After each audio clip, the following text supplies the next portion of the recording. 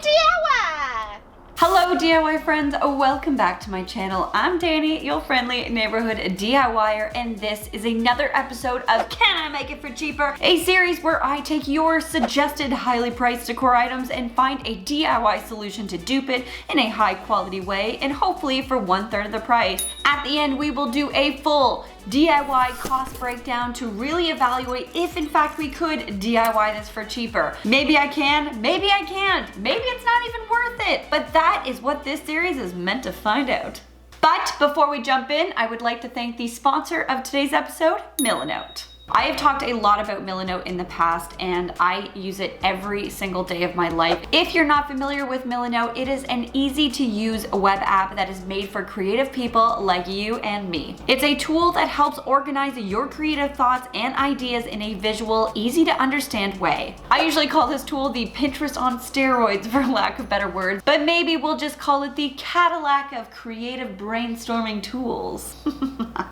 Most of all my DIY makeovers and big DIY builds include my project board linked in the description box of my videos. From there, you can really see how I use the Milanote freeform canvas for brainstorming and visualizing my DIY concepts and design plans, either as a mood board or breakdown of materials, tools, build plans, and inspirational elements. But it's not only great for DIYers like me, it's awesome for productivity of all kinds of creatives. You can create storyboards, write creative briefs, collaborate on designs with friends, project manage, create to-do lists, upload images and files with ease, use their web clip tool to easily grab photos from the web to share your ideas. This is just a game changer for everyone. I am just blown away. Milanote also extends to your phone, where you can take notes and photos from the palm of your hand and it integrates right into the mobile app. It's a beautiful thing. My entire DIY plan for this video's project is in the description. Go click it, check out how I've used Milanote, and if you're interested, use the link in my description box so they know that I sent you, and try out Milanote for free. And if you love the free version, I think it is totally worth investing in because it has just changed my DIY life exponentially, and I know it can change yours too. So with that, let's get duping. Editor, roll the tape. Boop.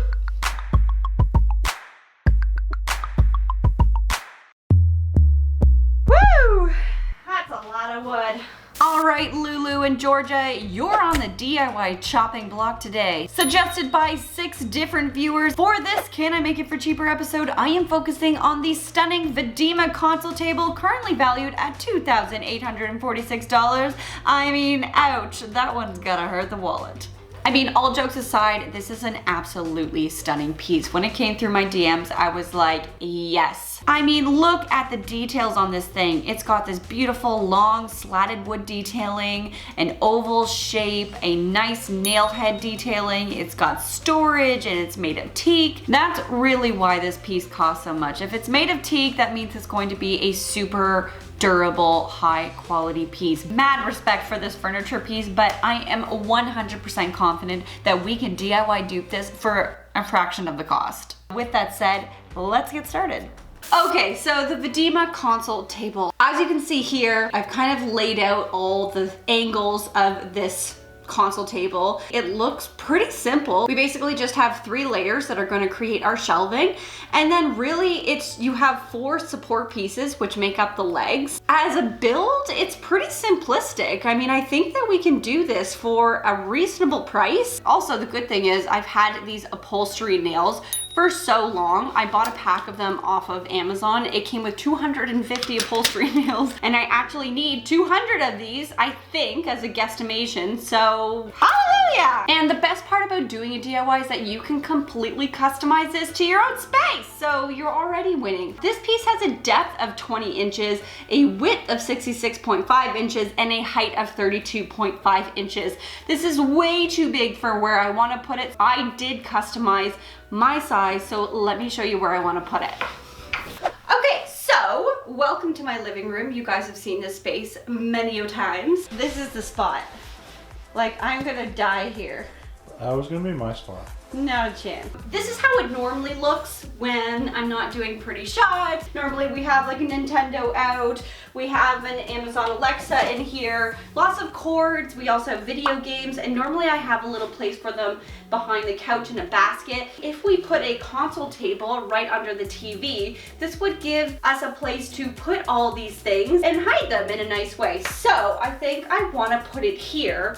Heading over to my project plan board, I created a sketch up here of how I wanted to build out each section and with what materials. To build the 3 shelves, I'm going to use 3 3/4 inch 16 by 72 inch pine shop shelving, which you can find in any hardware store. It's easy to work with, comes in the depth I need already, and it's going to help me save a few dollars in this build. To build the main support leg, I'm going to pick up a 2x4x8 select pine. This is not your builder grade 2x4 lumber. It's a bit more pricey, but I only need 1 because I can rip it in half, which will give me 4 perfect 2x2 pieces. These slats are going to be created using 5 pieces of 1x5x6 select pine that I can rip into 3/4 inch strips. I also include a breakdown here of the leg spacing and the proper height spacing of each shelf, so if you feel so inclined to check this out to build your own, I've included the link to my entire project board with the full material list and cost evaluation in the description box. Build day 1 was all about prepping and getting all my cuts finished so I could build this console table with ease. Starting with my 72 inch pine shop shelving boards, I mapped out my dimensions and cut each piece using my circular saw. To ensure my cuts were super straight and accurate, I enlisted the help of my Craig Jig circular saw cutting guide, which made cutting 3 boards a breeze. And just like that, I had 3 shelf pieces ready to go. From there, I moved on to my leg pieces. Now you can see how this 2x4 piece is much more square and nice looking than your average 2x4 you might find in the builder yard of your hardware store.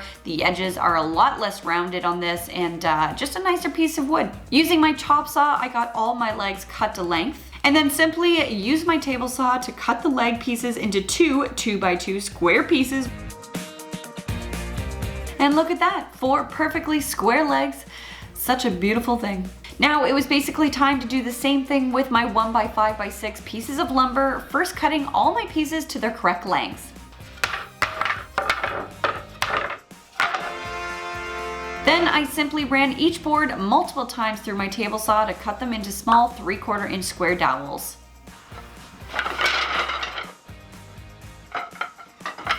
Woo! That's a lot of wood. Kenobi was complaining in the backyard because he likes to be around me, so I brought him out front, but I'm about to surprise him with literally the biggest bone he's ever seen in his life. Are you ready, Boo-Boo? Okay, you gotta go sit down.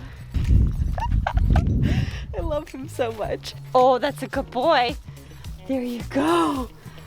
Oh my goodness. This like doesn't even know what to do with something that big.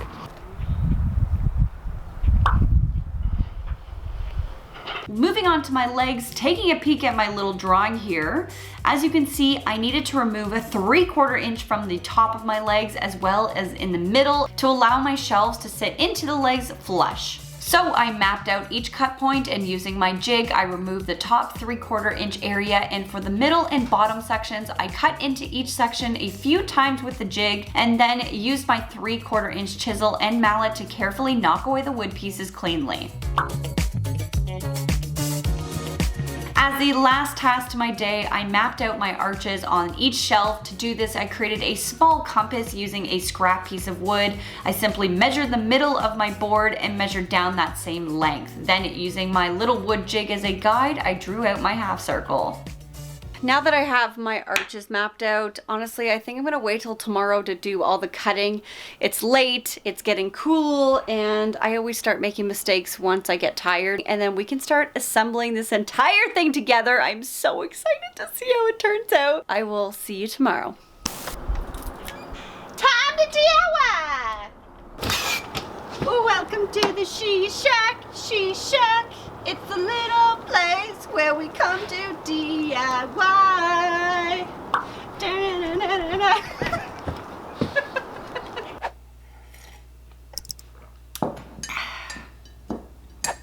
Getting started on this blissfully rainy day 2, as we all assumed it was time to get started on cutting out each arch. So using my jiggity saw, I cut out each arch with ease and used my hand sander to remove any rough edges and smooth out any undesired areas. Now all I had left to do was repeat this 5 more times. I then gave each board a light sanding using a 220 grit sandpaper. If you notice here, I am not pushing hard with the sander, I'm just guiding it with my hand. You always really want to let the sander do the job, even if it feels like it's not doing anything, because if you give it any pressure, your board is going to get those squiggly lines left over, and these are just the mistakes I have made many times on past projects, so I'm passing along the wisdom. Cowabunga, dude. I hate that. As a last sanding task, I just wanted to ensure all my arches on each board nicely lined up with one another and matched to perfection, so I lined up all 3 boards and simply smoothed out each arch with a 100 grit sandpaper. We can maybe consider this being a little bit of a perfectionist, but I wanted this piece to be mint. Oh yeah, look at that beauty. Okay, so that was a sandy endeavor, but everything looks great. These look great. They're all nice and lined up on the edges. Basically, we just need to start assembling the pieces and put it together. Then we give it a light sand one more time and then we just move. It's amazing. So, oh, one thing I did want to mention. So last night I was watching TV and I was looking at the TV, then I measured the TV, and then I was like, you know, I think I went too big with 55. So I did actually end up readjusting the entire thing to be 53 inches. So I just wanted to let you guys know that it is a bit shorter than the 55 that I originally had said it was going to be. I have to assume if you make this at home for yourself, you're going to make it at the custom measurements of your home. So everything I say, just take it with a grain of salt or a grain of sawdust. My task now was to figure out where I wanted the legs to sit on my piece. Taking a peek at the original Vedima console table here, it looked like the legs sat right where the arch began. So I drew a straight line across the top piece and down the sides to help provide me with a guide when attaching my legs. Okay, so this is gonna go here, like so. And this one will go here. Yeah, I tell ya, putting that thing together by myself was very challenging. Do not recommend. Definitely a buddy build at this point. Get a buddy, friends. But I persevered in using some wood glue, a level, a little mallet force, and my guides. I attached each shelf in place and secured it using 1.5 inch brad nails. Well, it was finally time to add all those beautiful slotted detailed pieces that was really gonna make this piece feel mint. Here we go. 1, 2, 3, 4. I am so not a drummer. Using 1-inch dowel slats as my spacer, I would place a slat and secure it with my brad nailer and just follow suit over and over and over again. And let the montage begin.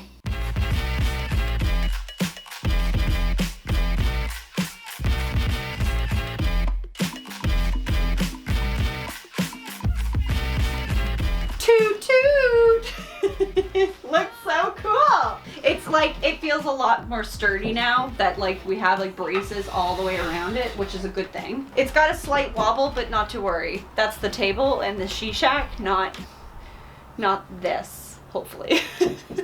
Now that we finally had this piece looking like perfection, it was time to give it a little love and fill in the brad nail holes and any areas I didn't like using wood filler. And once that was dry, I sanded the entire piece down.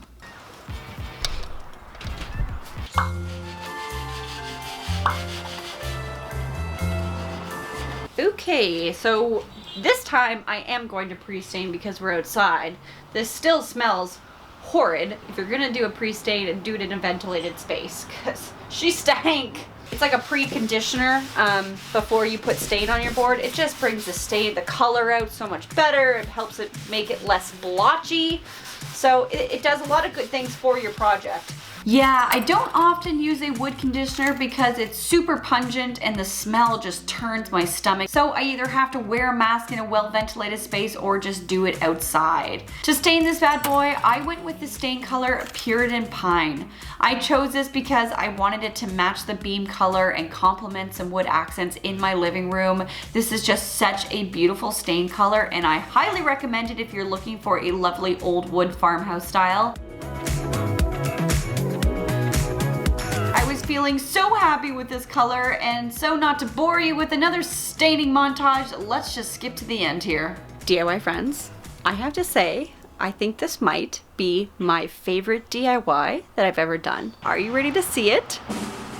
I'm excited to show you. Okay, ready? Oh my gosh, isn't she beautiful? It's so good, and we're not even done yet. So what's gonna happen is later tonight, I'm gonna put a finish top coat on this bad boy. Without further ado, I'm gonna go to bed so that 2 seconds from now, you can see the next step. Okay, see you tomorrow.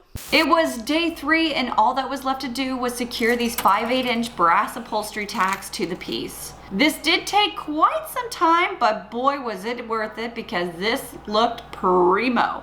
Honestly, I don't think I've ever been so happy with the final outcome of a DIY in my life. It looked so good in the space. So with that said, I am excited to share with you the final reveal of the DIY dupe of the Lulu and Georgia Vedima Console Table.